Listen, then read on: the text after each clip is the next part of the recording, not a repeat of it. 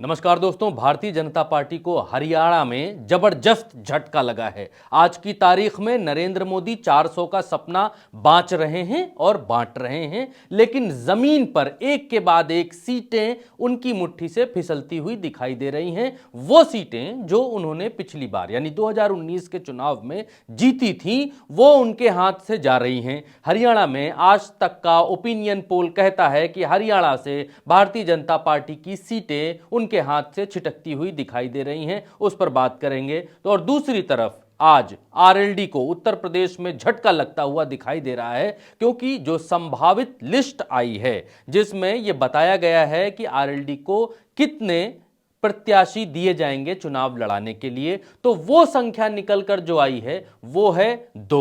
India गठबंधन की तरफ से आरएलडी को यानी जयंत चौधरी जी को 7 सीटें ऑफर की जा रही थीं।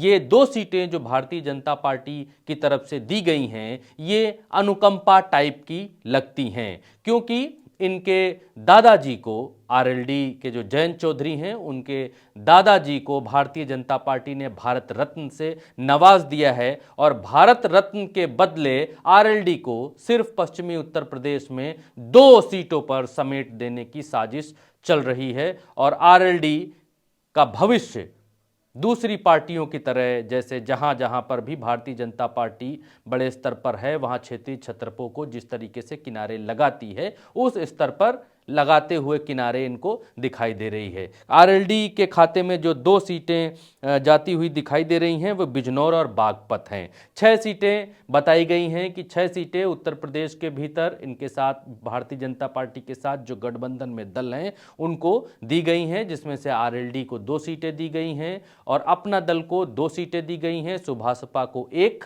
और निषाद पार्टी को 1। सुभाषपा को जो सीटें दी गई हैं वो है घोसी सीट 1 दी गई है और निषाद पार्टी को खलीलाबाद की सीट दी गई है और मिर्जापुर रॉबर्ट्सगंज जो है वो अपना दल को दी गई है। ऐसी संभावित चर्चाएं चल रही हैं। अब हरियाणा पर आते हैं वापस लौटकर। हरियाणा में क्या है, अगर यहां पर अगर आप देखेंगे तो जब ये इंडिया में थे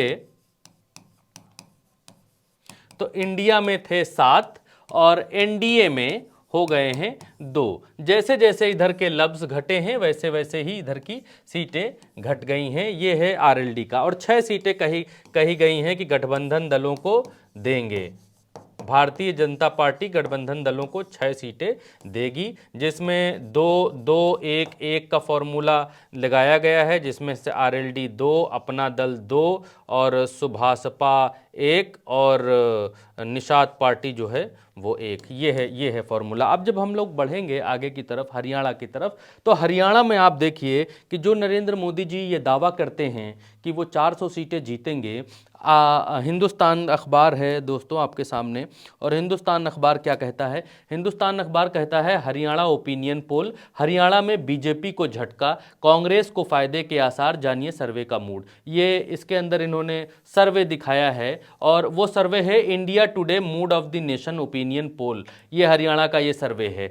पिछली बार भारतीय जनता पार्टी ने हरियाणा की जो सीटें थीं दोस्तों, हरियाणा की 10 की 10 सीटें, पिछली बार 10 सीटें थीं इनकी और 10 में 10 की 10 सीटें बीजेपी ने जीती थी। लेकिन अब की बार हरियाणा जैसे छोटे राज्य की बात कर रहे हैं जहां सिर्फ 10 सीटें हैं, उन 10 सीटों में भी भारतीय जनता पार्टी 2 सीटें लॉस कर रही है और 8 पर आकर टिक रही है। अभी का ओपिनियन पोल है, जब अभी चुनाव से लगभग 2 महीने 1.5-2 महीने दूर हैं, तब का ओपिनियन पोल है। जमीन पर क्या होगा वो हालात अलग ही बयां करते हैं कि खट्टर सरकार से किस तरीके की जाटों की नाराजगी है, किस तरीके से जाट नाराज हैं। अभी कुछ दिन पहले क्या हुआ, और वो हरियाणा का जो इलाका है, जो जाटों की वो बेल्ट है, वो बेल्ट उत्तर प्रदेश तक भी आती है, वो बेल्ट यहां तक भी आती है जयंत चौधरी तक। तो जयंत चौधरी को जो 2 सीटें भारतीय जनता पार्टी की तरफ से मिली हैं, इन 2 सीटों पर कैसा प्रदर्शन रहेगा वो प्रदर्शन भी तय करेगा हरियाणा से छूते हुए उत्तर प्रदेश की इस बेल्ट के आसपास। तो अब आप देखिए कि 2 सीटें तो अभी गोदी मीडिया का जो सर्वे है आज तक वो कम कर दे रहा है और कांग्रेस को 2 सीटों पर बढ़त दिखा रहा है। अगर आप ऐसे देखेंगे तो हरियाणा, पंजाब, दिल्ली, मैं बहुत बहुत सीटों की बात हम नहीं कर रहे, हरियाणा, पंजाब, दिल्ली, राजस्थान, मध्य प्रदेश, छत्तीसगढ़, झारखंड, ये जो राज्य हैं, इन राज्यों में अगर कुछ कुछ सीटें भी भारतीय जनता पार्टी लॉस करती है तो भारतीय जनता पार्टी के लिए 400 का सपना बहुत दूर है, खतरे की घंटी है। अगर उत्तर प्रदेश में तो बड़ा लॉस होने जा रहा है, ये बातें आ रही हैं सुनने में, और बिहार में तेजस्वी यादव अपने कर्मों से, अपने दम पर भारतीय जनता पार्टी को धूल चटाए हुए हैं। भारतीय जनता पार्टी बहुत परेशान है बिहार के भीतर, और कहा जा रहा है 15 सीटें कम से कम बिहार में तेजस्वी यादव झटकेंगे इस बार, 0 से 15 पर जाकर खड़े होंगे। तो बिहार को, भारतीय जनता पार्टी को वहाँ भी लॉस होगा। अब भारतीय जनता पार्टी एक के बाद एक लोगों को तोड़ रही है, विपक्षी नेताओं को तोड़ रही है। जैसे झारखंड में अभी झारखंड में अभी गीता जो सांसद हैं कांग्रेस से, उनको अपनी तरफ मिलाया है। उत्तर प्रदेश में 7 विधायक उनको अपनी तरफ लेने की कोशिश की है। हिमाचल प्रदेश में कांग्रेस के 6 विधायकों को अपनी तरफ लेने की कोशिश की है। तो एक के बाद एक भारतीय जनता पार्टी लोगों को तोड़ रही है। ये आंकड़ा भारतीय जनता पार्टी को समझ में आ रहा है कि इस तरीके की चीज़ें हो रही हैं, एक के बाद हो रही हैं। गोदी मीडिया मैनेजमेंट से काम चल नहीं रहा है। और दूसरी चीज़ आप ये देखिए, ये आज तक की हेडलाइन है।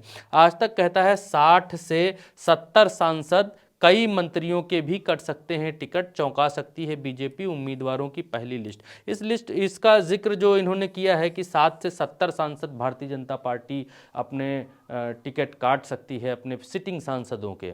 तो सिटिंग सांसदों के टिकट काटने की नौबत क्यों आ रही है दोस्तों?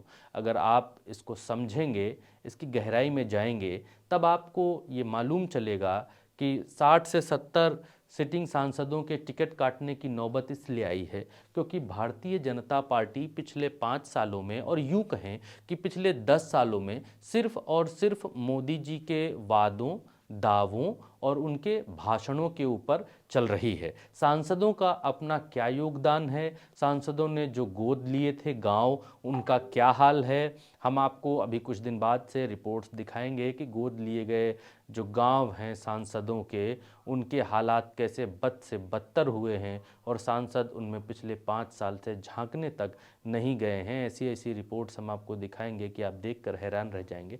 लेकिन अभी देखिए, मोदी जी 7 से 70 सांसदों के टिकट काट रहे हैं। इट मीन्स, इसका सीधा सा मतलब है कि इन 60 से 70 सांसदों ने कुछ नहीं किया, सिर्फ फेस बदल कर, यानी टोपी ट्रांसफ़र करके।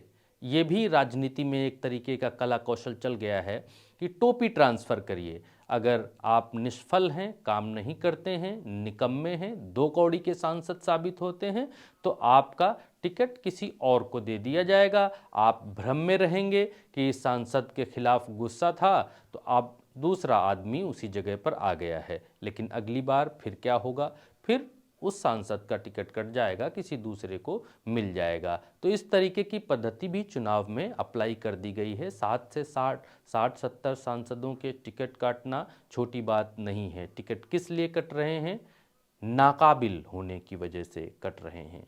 और एक इसमें कुछ सांसद ऐसे हैं जिनकी उम्र उनकी सांसदी में बाधा बन सकती है, इस वजह से उनके टिकट कट रहे हैं। और ज़्यादातर के टिकट नॉन परफॉर्मिंग होने के कारण कट रहे हैं। तो आपने देखा कि किस तरीके से उत्तर प्रदेश से लेकर पूरे देश में भारतीय जनता पार्टी इस समय टिकट बंटवारे के मूड में है। लेकिन भारतीय जनता पार्टी का ग्राफ ज़मीन पर दिन ब दिन गिर रहा है। उत्तर प्रदेश हो, बिहार हो, हरियाणा हो, हिमाचल हो, कहीं पर भी हो, ग्राफ गिर रहा है।